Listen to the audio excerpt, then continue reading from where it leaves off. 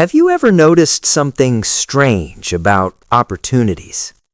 Two people can walk into the exact same situation, the same room, the same job, the same conversation, and yet one of them walks away saying, "Nothing interesting there," while the other leaves thinking, "That might actually lead to something."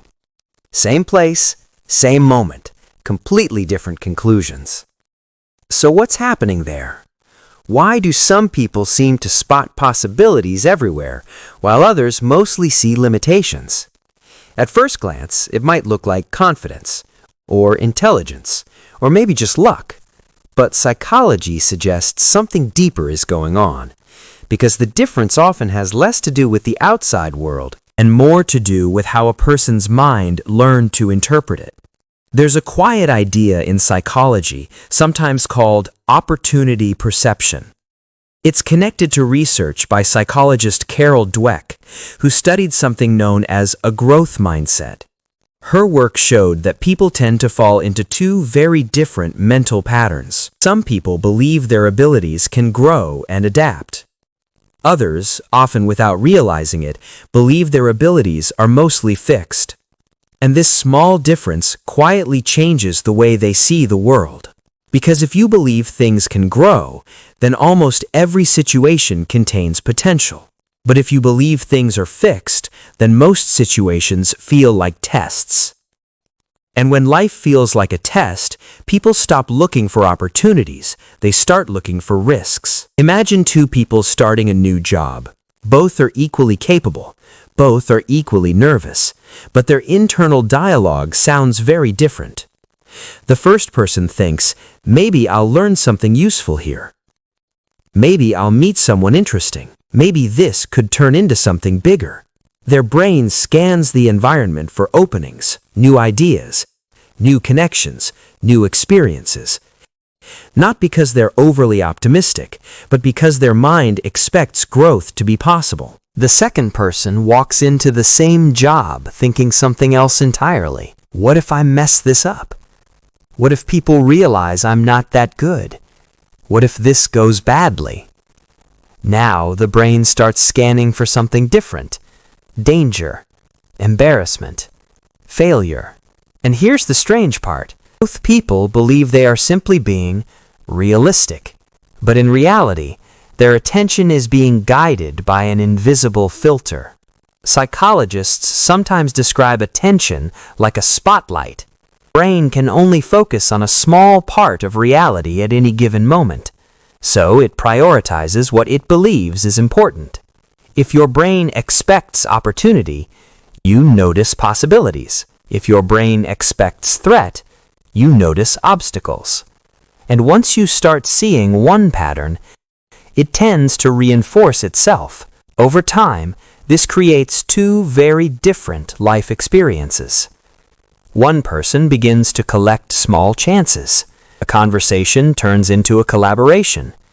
A random idea turns into a project. A new skill leads to an unexpected career shift. None of these opportunities were obvious at first. They appeared because the person stayed open long enough to see them. The other person's life often feels more restricted. They may be just as intelligent, just as hardworking, but their attention is focused somewhere else. They're trying to avoid mistakes, trying to protect themselves, trying not to fail. And when your energy goes into protection, your mind becomes less curious, less experimental, less willing to step into the unknown. This pattern often starts much earlier than we think, in childhood, not because parents intentionally create it, but because children slowly learn how the world responds to them. Some children grow up in environments where curiosity is encouraged. Mistakes are treated as part of learning. Questions are welcomed.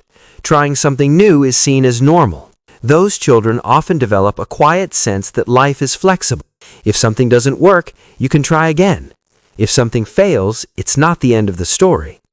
And this belief follows them into adulthood. Other children grow up in environments where mistakes carry more tension. Maybe criticism was frequent. Maybe success felt like the only acceptable outcome. Maybe failure brought embarrassment or disappointment. Over time, the child's nervous system learns something subtle. Don't take too many risks. Don't draw too much attention. Don't try things you might fail at. Once that pattern forms, the brain becomes protective. This doesn't mean those people lack potential. Far from it. In fact, many highly capable people struggle with opportunity blindness because their mind is working overtime to avoid something else. Rejection, judgment, uncertainty. And when those fears sit quietly in the background, opportunities can look suspicious. There's also a physical layer to this pattern. Something happening in the body. Our nervous system constantly scans the environment for safety or danger.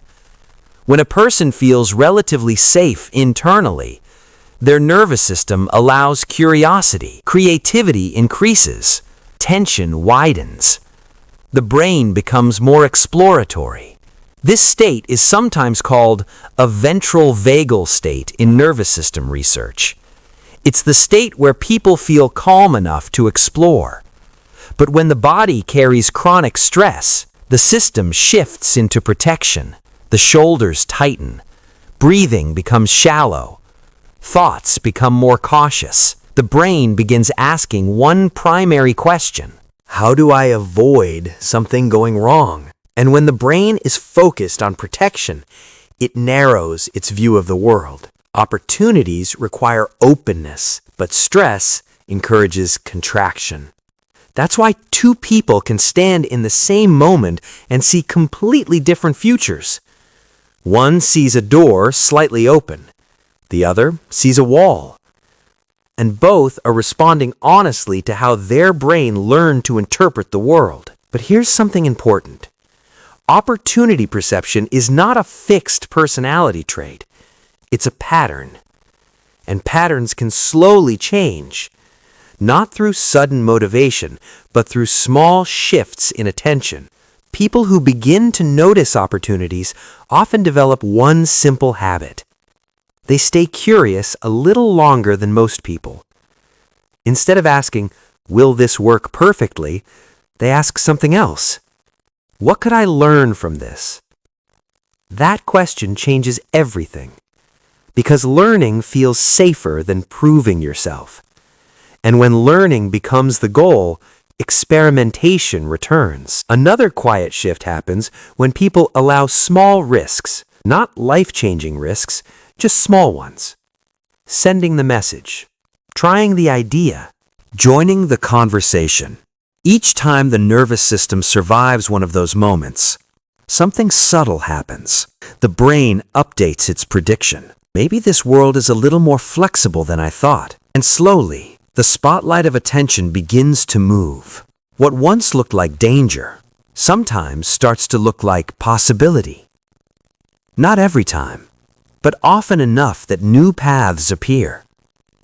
This is usually how opportunity perception grows, quietly, gradually, without dramatic breakthroughs. Just small moments of curiosity accumulating over time. And the truth is, most opportunities don't look impressive at first. They often arrive disguised as ordinary moments, a casual conversation, a random idea, an unexpected problem. But people who remain open tend to notice something others miss: potential. Not guaranteed success, just potential. And sometimes that's enough. So if you've ever wondered why certain people seem to stumble into chances more often, it may not be luck. It may simply be the direction their attention learned to look. Toward growth, toward learning, toward possibility, while others were quietly trained to look toward safety. Neither pattern makes someone better or worse. They are simply different survival strategies. One protects, the other explores. And both were shaped by experiences long before we were aware of them. But awareness creates something powerful: choice. Not the ability to control everything, but the ability to gently adjust where the spotlight goes. Toward curiosity, toward learning, toward moments that might lead somewhere unexpected. Because opportunities rarely appear with flashing signs. Most of them start as quiet invitations, and the people who notice them aren't necessarily the smartest or the luckiest. They're simply the ones whose attention stayed open long enough to see them. If this idea resonates with you, there's another video on Mind About People exploring a different psychological pattern behind how people interpret risk and possibility in everyday life. If you enjoy calm conversations about human behavior like this, you're always welcome to subscribe to Mind About People and continue exploring these ideas together.